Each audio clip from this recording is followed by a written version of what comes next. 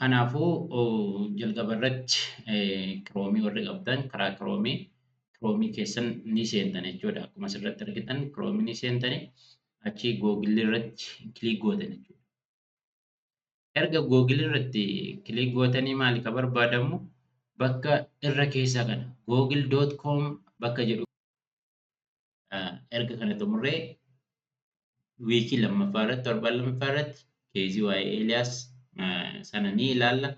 Innis yeroo irra cuqaas waan barachuu qabnu hundumaa watteenna dhumarratti kwiizii sana qoramna. Kwiizii keenya qoramne yeroo persentii 80 ol finnu nu dabarsaa jechuudha.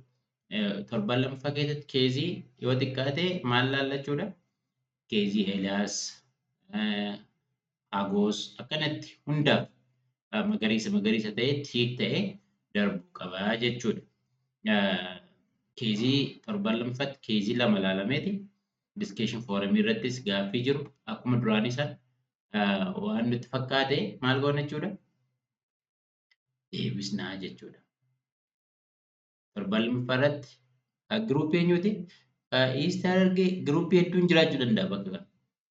East Harargee Fadis kan facaatu kan Tamasgeen gaafate kana jechaadha. Kanaaf eessa cuqaasna? Diskeeshin foora wiik 2 irratti cuqaasna jechuudha. Irra cuqaasnee booda as dhufna jechaadha. How do you manage Elias if he has red facial swelling?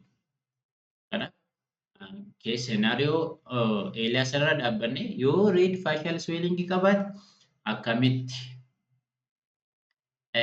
isa yaallaa waan jedhu waan nutti fakkaate isa goona jechuudha. Replay jenne as keessatti yoo rifeerii godhanna waan inni yaalamuuf qabu waan kenneef isa gaggeessinoo jiraate sana as keessatti barreessine maal gochuu qabna jechuudha. Post to forum jechuu qabna jechaadha. Kana akkas gochaa deemnaa waan jedhu sana gochuudha jechaadha. Achi wiikii lammaffaa yoo akkanaa finne maayini wiikii sadaffaas akkasumatti almost namoota akka kabbadee ilaallachaadha. Wiikii 4 keessatti immoo aannanee NC vizitii faan ol qabate NC vizitii akkaataa kamiin eessaa ilaallaa waan jedhu ilaallaa. Ayyaantuunis torbaanuma fafaa kanatti ilaalamte achi booda diskeeshiniin gaggeeffamuu qabaa jechuudha. Torbaan kanaffaatti Kadijaa Lamlam immoo viizit tokko hanga 3tti qabdi. Ishees ni ficcisiisna jechaadha. Akkaataa PHCG sanaati ficcisiisnee diskeeshin foorumii keenyatti wanti goona. Wiikii 6ffaa irratti keezii 8ffaa ariyaatti viizitii tokko fi 2 qaba.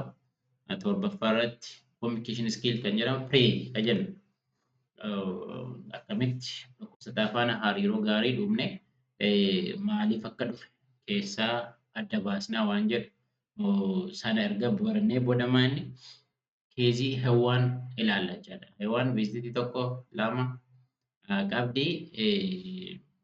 Keezii 10ffaa liyyuunis akkasumatti viizitii tokko 2 hanga 3tti qabdi jechaadha. Liyyuuni achi diskeeshin foorumii wiikii 7ffaa goone wiikii 8ffaa irratti immoo communication skilliin jira jechaadha. Ayis kan jedhamu kolii galaachi aayidiyaan namichaa maayini konserniin isaa maayini expectation isaa yaada maaliin dhufe maaltu isa dhiphisee waan jedhu kana maal nurraa eega waan jedhu asitti dhimmoota kana ogeessi takka dhukkubsataa faana hariiroonni sirriitti wanti godhuu qabu keessaa tokko waan ta'eef kana ilaalla jechuudha. Keezii 11ffaan Xaayituutu jira. Torbaan 9ffaa irratti immoo Lubaabaa kan jedhamtu kana ilaalla jechuudha. Kanaaf erga kana goonee maayinni yoo erga Lubaabaa finne hunda isaa irratti bifa kanaatiin diskeeshin foorumii irratti tiik ta'ee inni kun tiik ta'ee yoo dabarree finne maal goona jechuudha. Asitti dhufne course evaluation jala certificate of completion certificate keenya akkasitti bakka kana maal goona jechuudha. Kilik irratti goona jechuudha. As keessatti eenyutu fudhachuu qabaa ka jedhu. Fakkeenyaaf an leenjii kana xumureen jira. Tamasgennamee as jira jechaadha warra sartifikeeta fudhatu keessa. Kanaaf daawwanlood gochuun barbaada. Yoon barbaade Excelii isaa nama kana darbe akkasitti baafachuu hin danda'a jechuudha. Yoo bannee ilaallama maal jedha? Tamasgennamee akkasitti wanti jedha jechuudha. Tamasgennamee kana ni qabaa waan jedhu ni agarsiisa jechuudha. Kana dhiisnee yoo asirraatti sartifikeeta buusii jennee immoo maal godha jechuudha? Sartifikeeta buusuu qabaa jechuudha.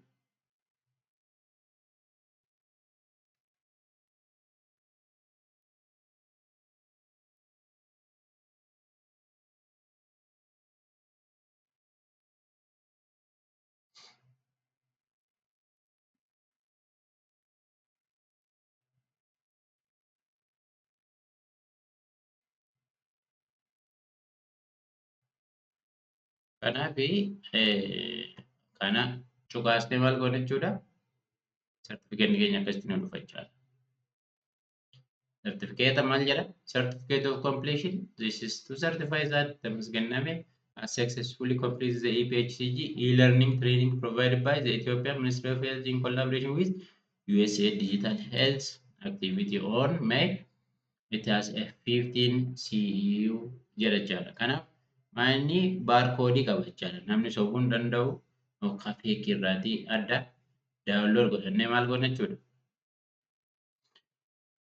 Bakka barbaadne kaawwachuu dandeenya jechaadha. Kanaaf maanni irra guddaan namni waliin eegaluudha. Daarikteeronni buufataa ogeessa isaanii hundumaaf haalonni akka mijatan godhanii wal jajjabeessuu gaafata. Leenjii yeroo dheeraa fudhachuu danda'u waan ta'eef isa kana bifa kanaatiin wanti gochaa deemuun dirqama jechuudha. Erga kana xumurree laayisensii keenya maal goona? Giruuppii keenya irratti maxxansaa deemna. Warri xumure wanta godhataa almost CU 15 jechuun waggaatti kan nurraa barbaadamu irraati 50% bakka jirru teenyee argachuu dandeenya jechaadha. Gara fuulduraatti ogeessi kompiitaantii hin taane ogeessi nama yaaluudhaaf hin ga'oomne jechuun namni leenji'eeti baratee ba'e haa ta'u garuu ogummaa yeroo yerootti abdeet gochuu barbaada waan ta'eef namni kana jabaatee ittiin hojjechaa deemuu qabaa waan jedhu kana isiniif kaasuufi. Kanaaf wanti guddaan isinirraa eegamu inni isin dhuftanii as keessatti wanta gochuudha jechaadha. Galtanii loogiin gootanii leenjii keessan wanti gochuudha. Wantoota isin rakkise immoo teelegiraam giruuppii keenya sana irrattis ni banna.